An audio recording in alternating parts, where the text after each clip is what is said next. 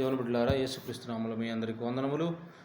సైన్యములకు అధిపతియగు యెహోవా సెలవిచ్చినదేమనగా, నిర్గమకాండము 2వ అధ్యాయము 23వ వచనం చదువుకుందాం. అలాగున అనేక దినములు జరిగిన మీదట ఐగుప్తు రాజు చనిపోయాను. ఇజ్రాయేలీలు తాము చేయుచున్న వెట్టి పనులను బట్టి నిట్టూర్పులు విడుచుచు మొరపెట్టుచుండగా, తమ వెట్టి పనులను బట్టి వారు పెట్టిన మొర దేవుని యొద్దకు చేరెను.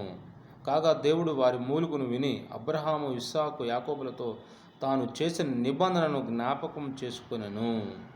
దేవుడు ఇజ్రాయేలులను చూసెను, వారి యందు లక్ష్యముంచెను. దేవుడు ఇజ్రాయేలులను చూసెను, వారి యందు దేవుడు లక్ష్యముంచెను.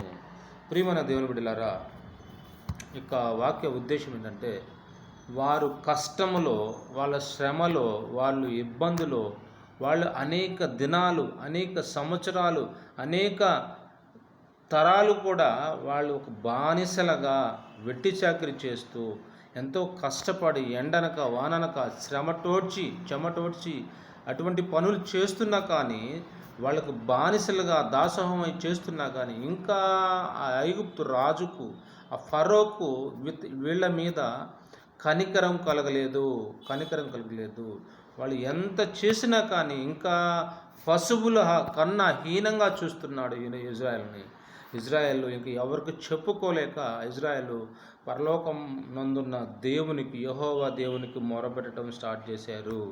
మొరపెట్టగా వాళ్ళ నిట్టూర్పులు, వాళ్ళ కన్నీరు, వాళ్ళ బాధలు పరలోకమందున్న తండ్రికి మొరపెట్టుచుండగా వారి మొర దేవుని దగ్గరికి చేరిందంట. చేరిన తర్వాత దేవుడు జ్ఞాపకం ఉంచుకున్నాడు, ఆయన నిబంధన జ్ఞాపకం చేసుకున్నాడు. అబ్రహాముతో ఆయన నిబంధన, ఇస్సాకుతో ఆయన నిబంధన, యాకోబుతో ఆయన నిబంధన జ్ఞాపకం చేసుకొని దేవుడు ఇజ్రాయేలీల యందు లక్ష్యముంచెను. ప్రియమైన సహోదరుడా, సహోదరి, నీ కష్టములో, నీ శ్రమలో, నీ బాధలో, నీ ఇబ్బందిలో, నీకున్న ఏదైనా రిస్క్ కావచ్చు, కానీ నీ బాధ ఇతరులకు చెబితే అది తగ్గదు, ఎప్పటికీ తగ్గదు.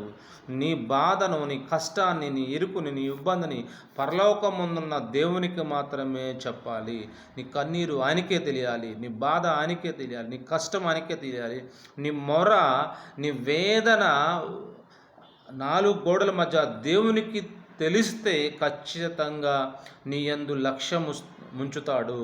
నీ బాధ, నీ కష్టము, నీ శ్రమ, నీ నిట్టూర్పు, నీ కన్నీళ్ళు అవన్నీ పోయి సంతోషాన్నిచ్చే గొప్ప దేవుడు. ఆయన నీ యందు ముంచుతాడు. ఆయన లక్ష్యముంచే దేవుడు, నిన్ను లక్ష్య పెట్టే దేవుడు, నిన్ను చూచే దేవుడు.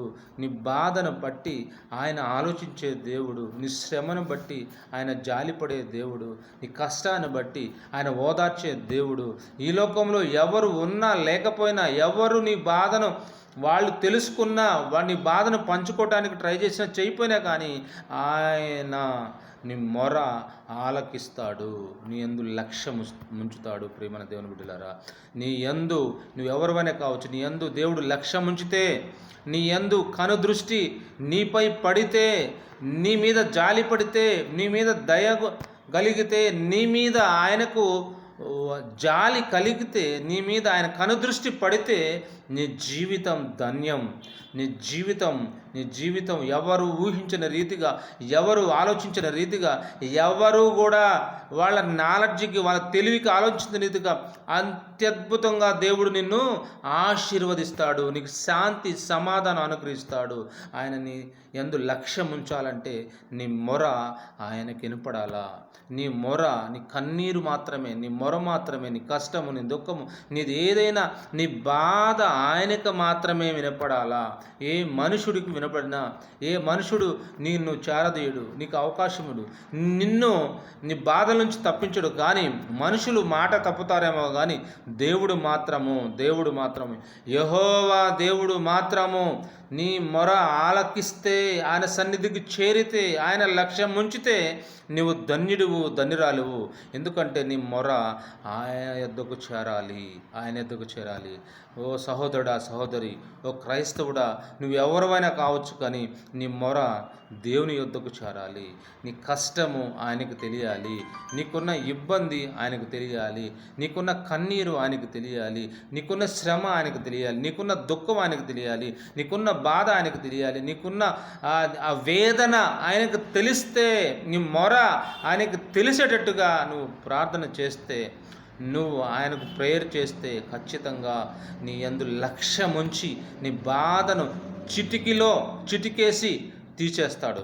ప్రియమైన దేవుని బిడ్డలారా, గుర్తుపెట్టుకో, మనుషులు నమ్ముకున్నట్టు కాదు, కానీ మనుషులకు నీ బాధ చెప్పుకున్నా కానీ తీరదేమో, కానీ దేవుడు సృష్టిని సృజించిన ఈ ఆకాశాన్ని, సర్వ భూమండలాన్ని, సర్వ విశ్వాలను సృష్టించిన యెహోవా దేవునికి మాత్రమే నీ మొర తెలిస్తే చిటికెలో, క్షణములో నువ్వు ఆ బాధ, నీకున్న కన్నీరు పోయి ఆనందం సంతోష గానాలతో, ఆనంద బాష్పాలతో, నీకున్న ఏదైనా కావును శాంతి సమాధానాలతో, ఆశీర్వాదాలతో నువ్వు ఉప్పొంగిపోతావు.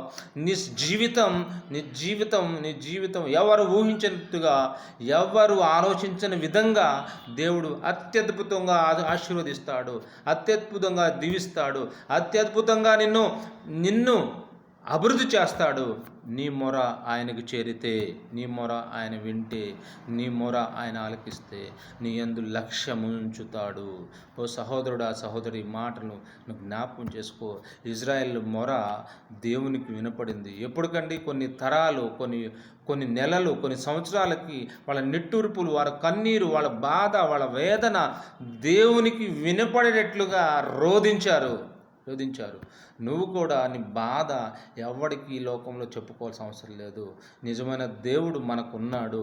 ఆ యెహోవా దేవునికి, ఆ యేసుక్రీస్తుకి నీ మొర వినపడే విధంగా 4 గోడల మధ్య నీకు ఆయనకున్న సంబంధం, నీకు ఆయనకున్న ఒక విన్నపము, నీ ప్రార్థన, నీ విన్నపము, నీ గోజాడే, నీ యొక్క కన్నీరు, నీ మోకాళ్ళ ప్రార్థన జీవితం ఆయన చూస్తే చాలు.